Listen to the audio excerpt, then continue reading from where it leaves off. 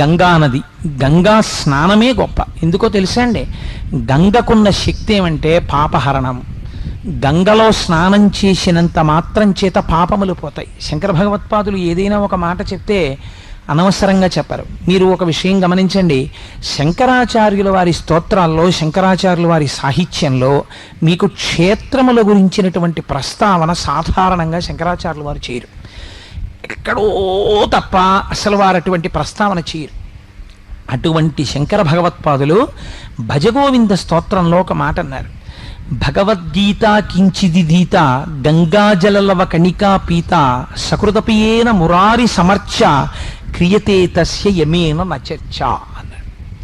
ఎంత గొప్ప శ్లోకం చూడండి. భగవద్గీత కించిదిదీత, అర్థం తెలుసుకొని భగవద్గీత ఒక్క శ్లోకాన్ని జీవితంలో అన్వయం చేసిన, గంగాజలలవ కణికాపీత, గంగ నీటిలోంచి ఒక బొట్టు తీసి గంగ యొక్క మాహాత్మ్యమును తెలుసుకుని నాలుక మీద వేసిన, గంగ గొప్పతనం ఏమిటో తెలుసా అండి?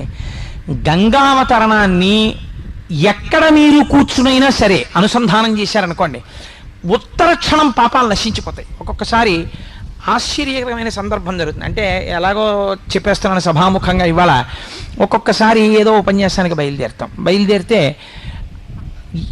పొరపాటు జరిగింది. మనం ఇవాళ ఇప్పుడు మళ్ళీ ఇంటికి వెళ్ళి స్నానం చేస్తే తప్ప యథార్థానికి వేదిక మీదకి వెళ్ళకూడదు. ఎందుకంటే మనకి తెలుసు ఇక్కడ ఒక పొరపాటు జరిగిందని తెలుసు, మనం అక్కడికి వెళ్ళి గబుక్కుని ముట్టుకున్నామని తెలుసు, మరి ఎలా ఇప్పుడు వేదిక మీదకి వెళ్ళి మాట్లాడడం అన్న అనుమానం వస్తుంది.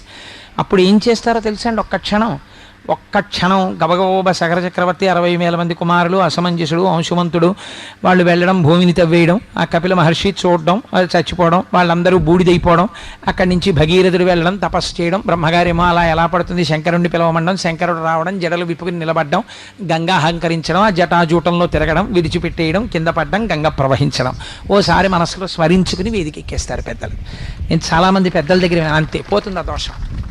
గంగావతరణాన్ని స్మరిస్తే పాపాలు పోతాయండి. మేము ఒకసారి వారణాసి వెళ్ళాం, ఎవరో తీసుకెళ్తే, ఎవరో ఆర్గనైజ్ చేసినప్పుడు వెళ్ళాం. అప్పుడు మేము కొంతమంది ఏం చేసామంటే సెలెక్టివ్గా ప్రత్యేకించి పడవలు తీసుకుని ఆ గంగ మధ్యలో ఉన్నటువంటి ఒక సైకతానికి వెళ్ళిపోయి హాయిగా అసుర సంధ్య వేళ ఆ సైకతంలో కూర్చుని ఎదురుగుండా విశ్వనాథుడి యొక్క దేవాలయ శిఖరాన్ని చూస్తూ అక్కడ గంగావతరణం చెప్పుకుని గంగావతరణం చెప్పుకుని ఆ గంగ తల మీద చల్లుకుని మళ్ళీ పడవెక్కి వచ్చేసాం.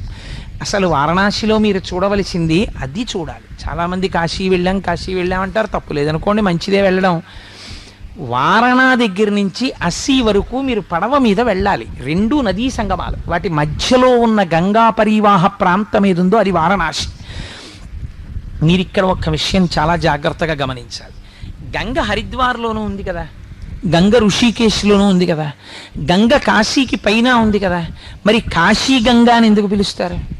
కాశీ గంగ అట్టుకొచ్చామండి అంటారు, గంగ పూజ చేశామండి అంటారు. గంగకి పూజ ఏమిటండి? గంగని తలుచుకుంటే, గంగని స్మరిస్తే, గంగ హారతి అని గంగకి పూజ చేసేస్తుంటారు సాయంకాలం అక్కడ. మళ్ళీ మీరు వచ్చి గంగకి పూజ ఎందుకు గంగకి పూజ చేయడం? గంగ పరమ పవిత్రం, అందులో స్నానం చేస్తే మీ పాపాలు తీసేస్తోంది. అటువంటి గంగమ్మ తల్లికి మళ్ళీ వచ్చి మీరు పూజ చేయడం, ఏదో తీసుకురావడం, లేకపోతే కాశీ చెంబండి, కాశీ గంగండి అంటుంటారు. కాశీ గంగ ఏమిటి? హరిద్వార్లో గంగ తీసుకురాకూడదా? హరిద్వార్లో గంగ తీసుకొస్తే కాశీ గంగ కన్నా పవిత్రత తక్కువ? లేకపోతే ఋషికేశ్లో గంగ నేను తీసుకొస్తే కాశీ గంగ కాదండి ఋషికేశ్ గంగ అన్నాను అనుకోండి, అబ్బాయి ఈ గంగ తక్కువ పవిత్రం అండి, కాశీ గంగ ఎక్కువ పవిత్రం అని మీరు అనగలరా? గంగే కదా. మరి కాశీ గంగ అంటారు ఎందుకు? కాశీ గంగని ఎందుకంటారో మీరు తెలుసుకోవాలి. తెలుసుకుంటే మీరు కాశీ గంగ అవుతారు. అది విచిత్రం. కాశీ గంగా అని ఎందుకంటారో తెలుసా అండి? గంగ అప్పటి వరకు దక్షిణ దిక్కుకు ప్రవహిస్తుంది. ఒక్క వారణాసి క్షేత్రం దగ్గరికి వచ్చేటప్పటికీ గంగ మళ్ళీ తిరిగి ఉత్తర దిక్కుకు ప్రవహిస్తుంది. మనం కొన్ని కోట్ల జన్మల నుంచి ఉపాధులను మార్చుకుని దక్షిణ దిక్కుకు వెళ్ళిపోతున్నాం. ఊరికి దక్షిణాన శ్మశానం ఉంటుంది. ఏ శరీరం పుచ్చుకున్నా శ్మశానంలో, అంటే మళ్ళీ పంచభూతాల్లోకి వెళ్ళిపోతుంది. ఈ జన్మలో నేను ఈశ్వరుణ్ణి తెలుసుకోవాలి అని మీరు ప్రయత్నపూర్వకంగా మీ దృష్టికోణాన్ని తిప్పుకుని ఉత్తరాభిముఖులైతే ఉత్తర దిక్కున దక్షిణాన్ని చూస్తూ మృత్యువునందు భయం లేని వాడు కూర్చున్నాడు. వాడు మృత్యుంజయుడు, దక్షిణామూర్తి. దక్షిణానికి తిరిగి కూర్చున్నాడు. మీరు ఉత్తరానికి తిరిగి వాడికి నమస్కరించాలి. వాడు మిమ్మల్ని కూడా మృత్యుంజయుణ్ణి చేస్తాడు. కాబట్టి కాశీగంగని చూసి మీ జీవనమునందు మార్పు రావాలి. అది కాశీగంగ అంటే. అందుకని కాశీ క్షేత్రానికి ఆ వైభవం. కాశీ ఎన్నో రకాలుగా వైభవాన్ని పొందుతుంది. అందుకే గంగ దగ్గరికి వెళ్ళి చూడగానే జీవితంలో నేను ఇది తెలుసుకోవాలన్న భావన మీరు పొందాలి. సరే, అటువంటి కాశీక్షేత్రం, ఆ కాశీక్షేత్రంలో కాలభైరవుడు మహానుభావుడైన భైరవ యాతన అని ఒకటి ఉంటుంది మనకి.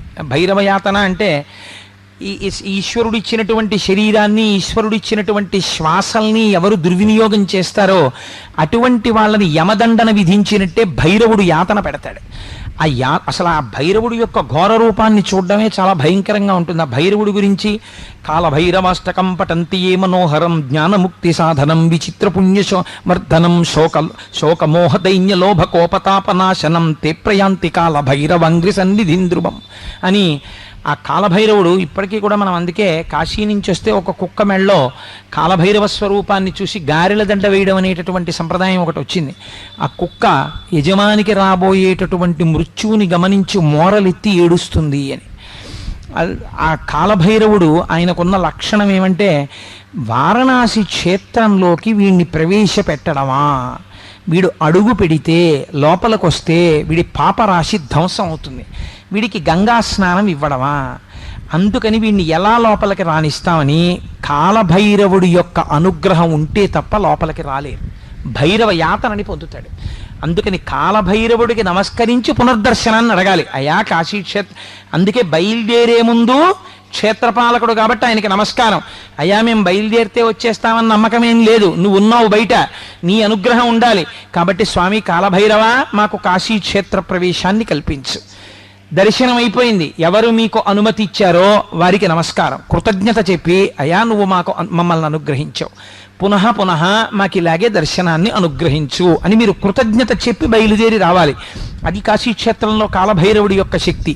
అందుకే ఇంటికి వస్తే మళ్ళీ కాలభైరవుడికి ఒకసారి పూజ చేస్తారు. సరే, ఆ కాశీ పట్టణంలో మీరు తప్పకుండా చూడవలసినటువంటిది ఇంకొక మహత్తరమైన శక్తి ఉందండి, వారాహి.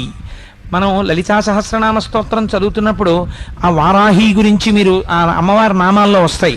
ఇప్పుడు నేను ఆ శ్లోకాలు, పద్యాలు, ఆ నామాలు వాటన్నింటినీ పక్కన పెట్టి కేవలం వ్యాఖ్యానం మాత్రమే చేస్తున్నాను. ఆ వారాహి కాశీపట్టణంలో చీకటి పడగానే ఆవిడ తిరగడం ప్రారంభం చేస్తుంది. చీకటి పడగానే ఆవిడ క్షేత్రపాలకురాలు, ఆవిడ తిరుగుతుంది కాశీ అంతా. వారాహి దర్శనాన్ని మామూలుగా మీరు ఇలా ఎదురుగుండా వెళ్ళి కూడా చూడలేరు, చూడడానికి భయపడతారు. అందుకని ఎంత ధైర్యం ఉన్నవాడు, ఎంత గుండె ధైర్యం ఉన్నవాడు కూడా వారాహి క్షేత్రంలో అమ్మవారి ముందుకెళ్ళి నిలబడి అమ్మవారిని చూడరు. ఆవిడికి ఏం చేస్తారంటే తెల్లవారిన తర్వాత 4:30-5 గంటలకి ఇంకా సూర్యోదయం అవుతుందనగా అమ్మవారి తిరిగి వచ్చేస్తుంది. తిరిగి వచ్చేసి దేవాలయ ప్రవేశం చేస్తుంది. అర్చకులు కూడా ఒక్క 10 నిమిషాలు 20 నిమిషాలు లోపలుండి గబగబా అమ్మవారికి పూజ చేసేసి తలుపులు వేసేస్తారు. ఆవిడ పగటి పూట పడుకుని నిద్రపోతుంది. కాబట్టి మీరు సూర్యోదయం అయిపోయే లోపల వారాహి దర్శనం చేసేయాలి. వారాహి దేవాలయం పైకి వెడితే స్లాబ్కి కన్నాలు ఉంటాయి, ఒక 4-5 కన్నాలు.